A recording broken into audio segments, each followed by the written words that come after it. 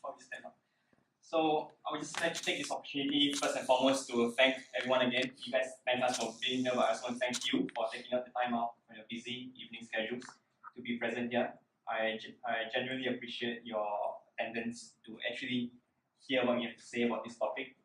And also a huge thanks to Fazila and the team of organizers for making this happen. The timing of this event couldn't be any better given the current global climate and the shifting sentiments regarding the topic of refugees, right?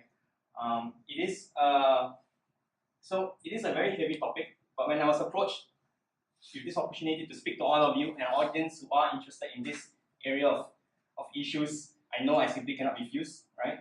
And in fact, this is my first time speaking about whatever I've been through openly and in great detail. Partly because whenever I came back from Greece and my friends asked me how was it, I felt I couldn't do enough justice to the entire experiences that I've had, the people I've met, the lessons I've learned, by answering a short and simple question as how was it?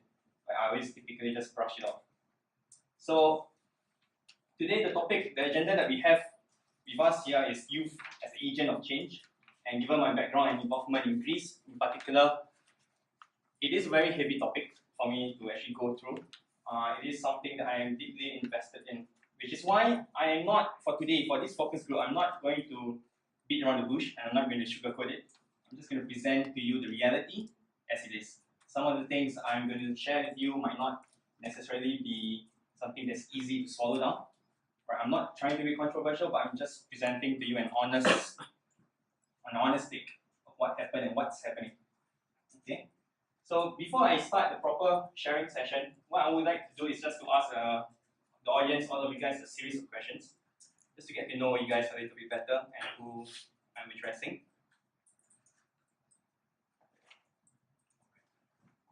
Okay. Alan Kurdi, can I have a show of hands of how many of you have seen this picture before? That's 100% of you guys, right? So just take notice, be aware of how many hands raised up. How about Omran Dafnish, the boy at the back of the van, right? So I see some hands never raised up before, okay? But generally, most of you have seen these two pictures. So my next question is, after seeing these two pictures that caught the hearts of the world, right? How many of you have felt something or reacted to it? It could be anger, it could be anguish, it could be confusion, sad, whatever. Or if you have shared the pictures online or clicked the emoji on Facebook, raise your hands. If you have either felt something or reacted to it, that's all of you, right? So that means we all have the capacity to be humans, to feel something on their behalf, right? And my last question I want to ask is, out of everyone here, how many of you, after seeing these two pictures, feeling something about it and reacting towards it, how many of you have taken a tangible, a concrete step to address the issue? Show of hands. That, my friends, is, whether we like it or not, this is representative of the reality. And when I say the reality, I'm referring to the reality as Singaporeans from our side of the world, right? Which is also why this proves a point. The reason why I ask this question is, one, this proves that I should not be sharing with you any sad or inspiring stories, because have you all heard of the term pity porn? Where we indulge ourselves in sad stories and all these things. But this effect, the effect that it has on us is never lasting. We get angry when we see these pictures. 1 hour, 2 hours later, we go back to our everyday lives. Right. So what I'm going to do instead today is, I think it's a better use of the time, is actually to talk about why we should actually do something for it. When I say we, I mean youth, because that's on the agenda. We as in Singaporeans, and that's very important to me, why we should step up. And lastly, why we as individuals. Why as an individual, I or you should actually do something about it. Right? For a very long time, I used to think that the lack of action on the behalf of Singaporeans regarding the crisis in Europe is is mainly because we are living in our own bubble. I'm guilty of that. Prior to that, I used to think that maybe because the reality of these people, the reality of these kids are too distant from our reality, that it creates a certain kind of disengagement, a certain kind of detachment, where we just not care enough. But we have the capacity to be humans, we feel something about it, but every time that capacity, it often ends where our comfort zone ends, right? The moment it requires us to take a step out of our comfort zone, to start investing time, effort, and in certain cases even money to address this issue productively and efficiently, we stop. And we always stop at the click of a button, be it on our phones or on our laptops, right? So for a very long time, I used to think that maybe this engagement is because it's not happening at our backyard, right? It's too far away, and so on. Until something happened to me personally, and this was in Greece, right? This was on my first trip to Greece. I had the opportunity to work with a bunch of volunteers, whom 99.99% of the time are all Europeans, as expected, right? So it's not a surprise when they gave me a nickname. They called me the Asian guy, right? It's funny. I mean, I laughed it off when they said it, right? Some of them have never even heard of Singapore before. They thought Singapore and Samoa Islands are two at the same place. And then there's a third group of people who came up to me and honestly asked me, what brings you here? From one end of the globe to the other end, and why are you here? Right? When they made these remarks, which were at the borderline between being unintelligent and between being insensitive, I didn't mind at all, because there is some truth to what they said, right? And the truth is, when you look around, you don't really see a lot of Asians around. And I'm not talking about American-born Chinese or Asians with fluid identities. I'm talking about Asians from Asia coming over to Europe to help. Very far and few in between, very few. So I didn't quite get to answer that question for a very long time until I came back to Singapore and I had a conversation with a few of my friends whom I thought were very genuine about wanting to help as well. So we would, through the process of answering the questions and giving them the information that they need to actually get something done, I learned one of the many reasons, not just the only reason, one of the many reasons why as Singaporeans we tend to hesitate a little bit. Why are we not going overseas enough to help, right? So, and that reason boils down to the very fact that there are differences between the kind of volunteering work that as Singaporeans we are exposed to, and by that I mean local volunteering, say where you work with established NGOs, working with marginalized communities, or whether you go to regional countries on school trips to build a school, to build a sanitation system, to teach English, and so on, right?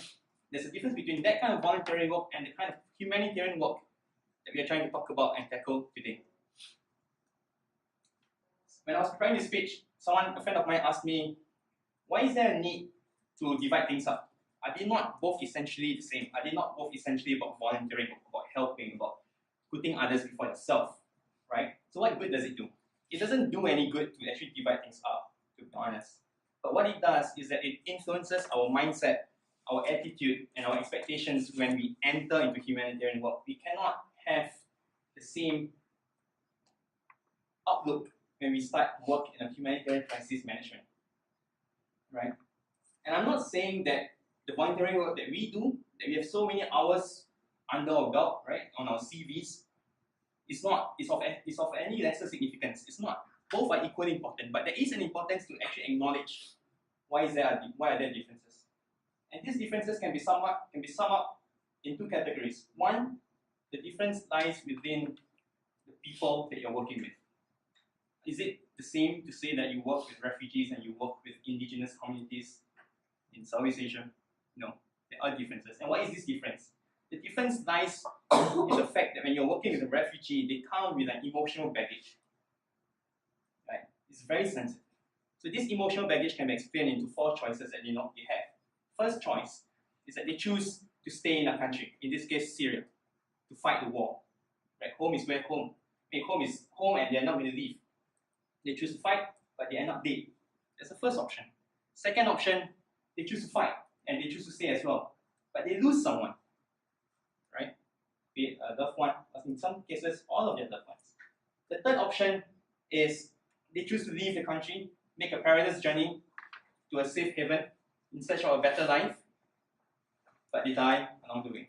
Alan Kurdi is just one of the many thousands who died on the Aegean Sea, and the many more thousands are dying as we speak off the coast of Libya and off the coast of Italy, that we somehow don't really see that much on the media. In the fourth option, they choose to leave the country and make the perilous journey too, but they end up stuck in a place where they do not want to be at, or in a place where they are not welcome. But even then, even the lucky ones who got out safely across the ocean, they also experience a lot of loss, you see. They lost the most essential thing, and that's identity. Something that we as Singaporeans, we take for granted. Every day we wake up and we know we are students. We are sons. Can you be a son if you don't have a parent? Can you be a student if you stop going to school and all your friends have died? Right? Can you be a banker when you're not working as in a bank anymore? So these are the sensitivities that arises from working with refugees. And we have to acknowledge that. It requires us to be much more delicate. It requires us to have a different approach in working with them. That's the first difference. The second difference lies in the nature of the work involved in a humanitarian crisis map. Sorry, before that, I forgot something. This picture, if you can see, was taken on the last night before the Idomeni camp, which is an unofficial camp right at the border with Macedonia. It's the last night before the camp is officially closed the following day. What happens is when they close the camp, they are forced to relocate within and into military-run camps in Greece, right? This was after the border was closed, so they were stuck there, they had no option, and they found out that tomorrow the police is coming in, they will force them out. So this picture was taken, I assume you're a family, I didn't really have time to stop there and talk to them. It's a group of Syrian families, you can see children, making one last attempt in the middle of the night to sneak across the border into Macedonia. What they were hoping to do was that they were hoping to reach to the mountains right here. So the border is on the right hand side. They're hoping to reach the peak of the mountain and travel sideways, hoping that the fence that Europe has built up in certain parts of the continent will stop at the peak of the mountain. Many people have done this trip on the last night, and personally, for me, I felt very helpless and powerless. I've gotten so close with some of them, and all I could say was, best of luck, right? This is a journey that could change them for a lifetime. We don't know what happened to them. Reports came out, people were beaten down, chased down by dogs, and these are kids. Young mothers. She's carrying a little baby right here. How are they going to make that journey? I have no idea. Right? So these are the choices that they've made, that they are forced to make. So the second difference that I was mentioning about lies within the nature of work in the humanitarian crisis management.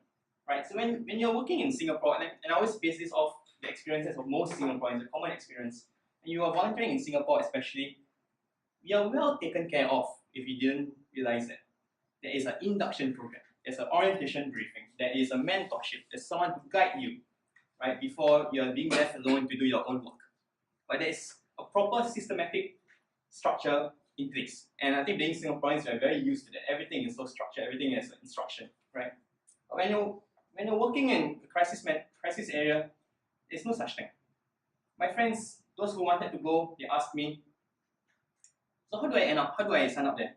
What do I have to do? I told them, very simple. You just have to do two things. One, send an email to the Greek government or the government of whichever country you're intending to go, to inform them that you're going as a volunteer. You have a form, a proper form. Right? So in any case, at least they have you on record. So you're going there as a volunteer, one. Two, send an email to the NGO that you're working with, that you intend to work with, and then you just show up. These two steps. And they said, is that it? Good. So I said, are you sure? I mean, is there not anything else to it? And of course, you have to book your flight tickets, you have to research which NGO that you want to work with, settle your accommodation, transport, and so on. But essentially, it boils down to these two steps. And they get a bit hesitant about that. Like, it sounds so dangerous now. There's no one to take care of you. Right? The thing is that we need to understand when you're working in a crisis area is that you are reacting to the needs on the ground. Right? There's no 2 days that is the same day. Every day is a different day, and you bring a whole new challenges. On the island I was on Lesbos, which is the eastern part of Greece and the nearest island to Turkey, when the EU-Turkey deal came into effect in March, all the camps on the island said, okay, we're closing down because boats arrivals are falling really, really fast. During the summer, which is a very calm weather period, still no boats. So maybe the EU-Turkey deal actually is working, right? And what happened in June? The Turkey coup happened, the military coup happened. That night, every camp came into standby, they had a meeting, they had to prepare for what to happen next. True enough, boat arrivals came, and has been increasing ever since. The camp that was intended to close down is now planning to stay open till next year. Because they don't know, at the rate we are going, you might witness an even worse winter period as we witnessed last year. So the thing is, when you're working in a crisis management, you need to be very proactive. You can't expect to be taken care of. You are the one who is supposed to come forward and offer your set of skills. Like, hey, look, I'm actually good with tools. I can be part of the construction team. Maybe you can build some kind of platform for those people on a wheelchair to come out from the boat instead of pushing them across the rocky beach or the sandy beach. You're supposed to tell them. They're not going to come to you, so what are your set of skills? You tell them, if you're good with English, I can teach kids. If I'm good with medicine, if you can be a doctor, whatever, you're supposed to tell them. So it's very fluid, it's very ad hoc. So that's the second difference. We need to understand that it's not haphazard, it's not dangerous. The lack of structure doesn't make it more dangerous. It's supposed to make you take more initiative, right? And the next thing that I want to talk about is about the crisis itself, whatever that's happening in Europe right now. People are calling it unprecedented. Why? What's so unique? What's so different about the current crisis? To understand the crisis, we need to understand that a conventional life cycle of a crisis, it starts with a source, as you all know. It could be armed conflict, it could be environmental reasons, and whatnot. It follows by the exodus of people fleeing from point A to point B. The third stage comes with the reception of the receiving countries.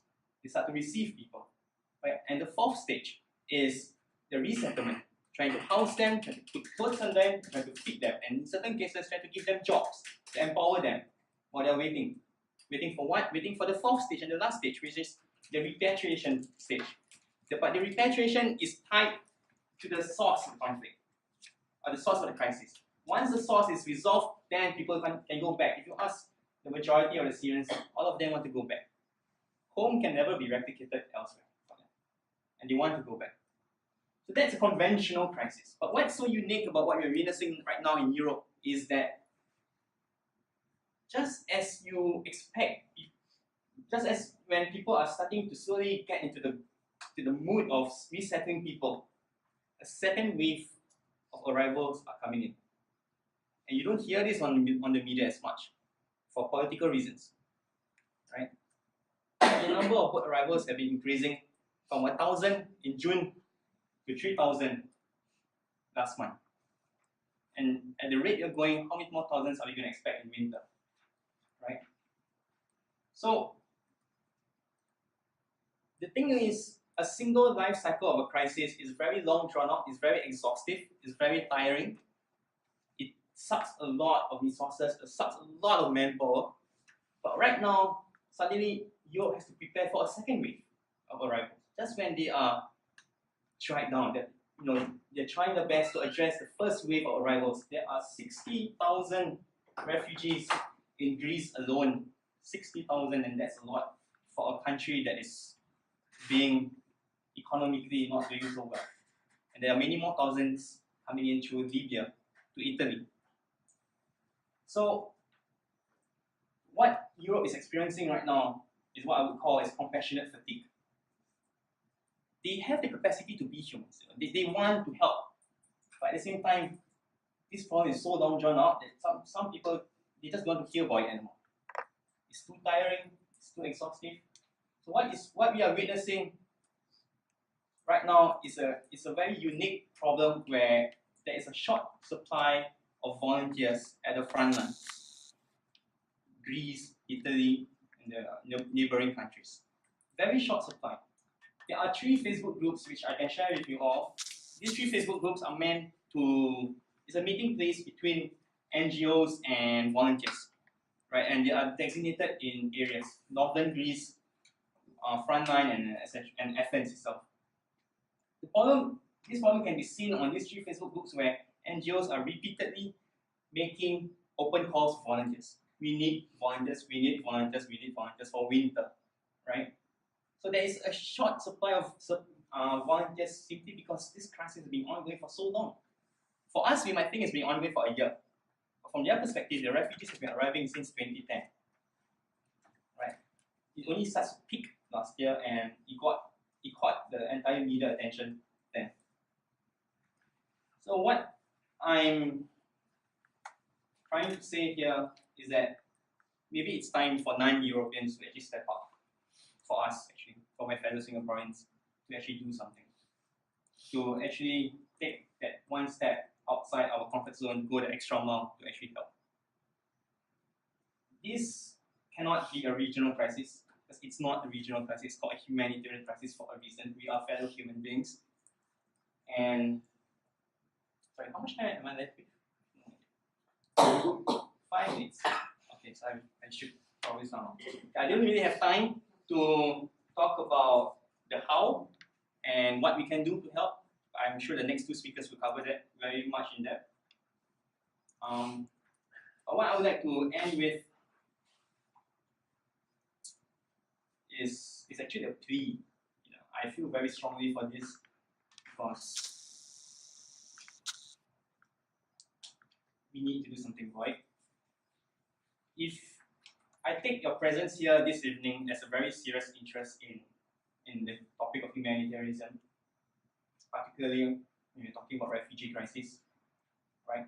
So if you are serious about doing a humanitarian work, what I feel is that the first choice that you have to make is actually how much of yourself, how much of your own self-interest are you willing to put aside to allow the welfare, the well-being of other people take hold as a center stage of your life? How much time are you willing to put aside? How much money are you willing to put aside? Admittedly, traveling from here, Singapore to Greece, it's not cheap. But just so you know, Scoot just launched a new direct airline. It's budget, no excuse, just so you know, right? But of course, you don't want to bear that journey on a budget airline. So I'm saying that how much of your self-interest are you willing to sacrifice, to put aside? That is the first choice that you have. That is the first decision that you have to make before you enter humanitarian work. The moment you say, okay, I'm willing to set aside 2 weeks of my time, my busy schedule, set aside X amount of budget to go, then I think you have overcome the first hurdle. For many Singaporeans, we are very busy. That leads to a certain kind of bubble of self-reality where we just exist in our own world. But just because it's not happening in our backyard doesn't mean it's not happening elsewhere. And I would like to end off with this picture, because if we choose, the moment we come up with an excuse to not go, it's too expensive, it's too long, I don't have the time, I just don't have what it takes. The moment we come up with an excuse is the moment we put ourselves first and then second. Whatever excuse that you come up with, no matter how valid and urgent it is, that excuse revolves around us, you and me. It's not about them. And entering humanitarian work is about putting them first. And the moment we choose to do that, the moment we choose to come up with an excuse not to help, not to be there to address the issue effectively, they will lose hope. This picture was taken again on the last night of the camp. The camp is unofficial camp is on the railway tracks between Greece and Macedonia. they painted the word hope. And the night before the police came in, before I left, I just thought that this is such a symbolic thing. They painted it, and it's like they're calling out to the world. They need hope. And when we go there, we're telling them one thing, that they are not going through this alone, that they have not been forgotten, and you'll always be there. Right? The relationships that you build through your experience, through your work there, is going to be there for a lifetime. You have friends for a lifetime. You're going to be there for them throughout the journey. So there's not a lot of time to go through other stuff, but thank you so much for listening. And yeah, feel free to ask any questions later afterwards. And